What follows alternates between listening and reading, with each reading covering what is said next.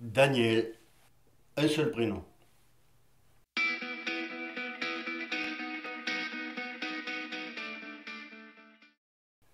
Les parents ont décidé qu'il n'y avait qu'un seul prénom. C'est intéressant quand on remplit les papiers officiels. Je suis un fils de la campagne, plus exactement un petit-fils de paysan, lozérien, et très fier d'être petit-fils de paysan. C'est d'ailleurs avec mon grand-père que j'ai appris la vraie vie, celle qui nous arrangerait bien en ce moment. J'ai vécu dans un milieu d'enseignants, puisque mes parents étaient enseignants et que j'ai été enseignant, comme toute la famille. Tu seras instituteur, mon fils. J'ai été instituteur. C'était pas terrible au début, c'était super à la fin. J'ai été plongé dans la vie associative dès que je suis sorti du cocon familial et j'y suis encore. Pourquoi bénévole? Parce que le bénévole, il est libre. Et que la liberté, c'est gratuit d'abord. Et puis c'est le seul moyen de rester indépendant. J'ai tout essayé.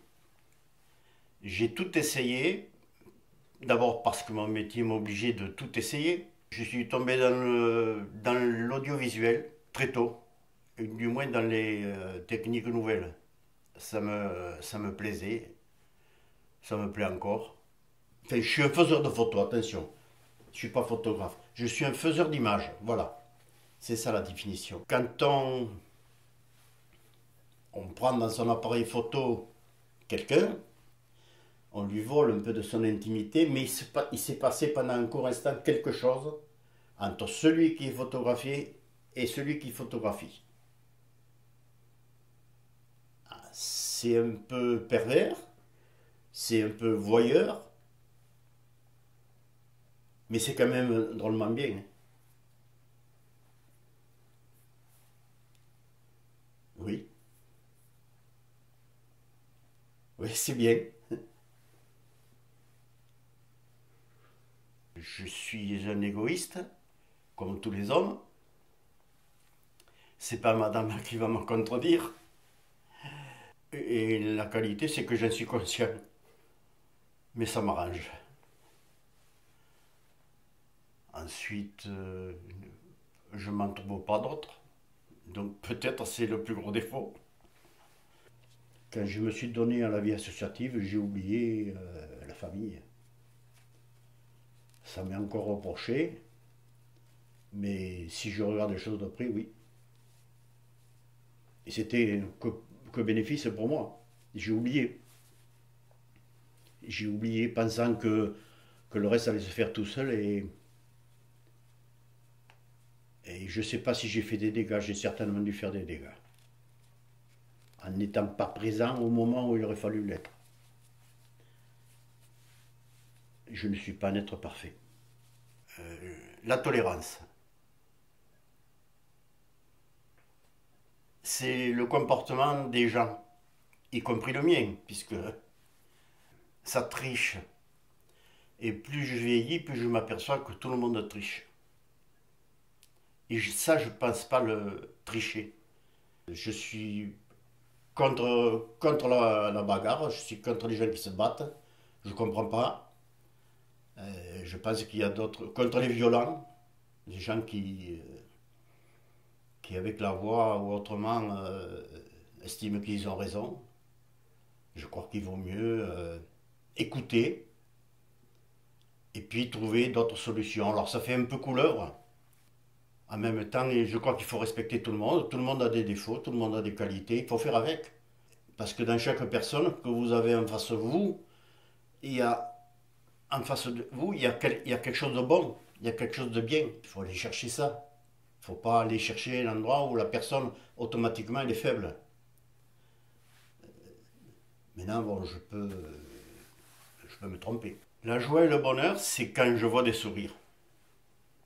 À une époque où je faisais énormément la fête, c'était du rire en permanence, c'était du rire pendant 2 heures, 2 jours, une semaine, un mois.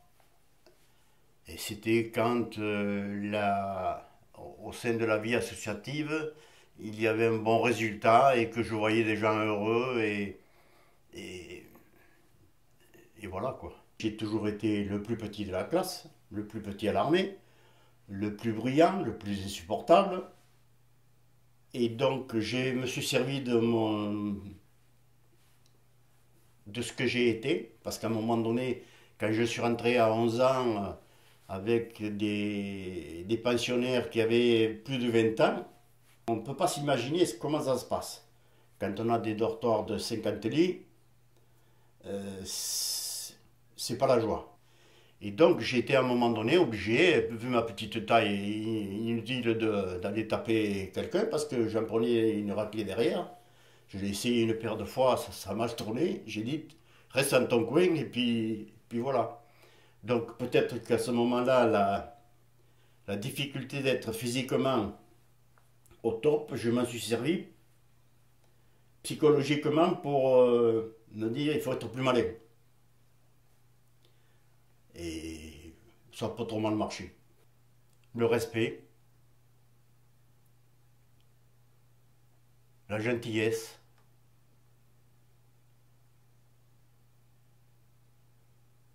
la nature, le paysage, tout ce qui n'est pas frelaté, tout ce qui n'est pas fabriqué pour briller, le regard des gens. Ça c'est quand, quand vous regardez quelqu'un au fond de lui, au fond des yeux, et qu'il se passe quelque chose, qu'à ce moment-là on devient intime, là c'est extraordinaire.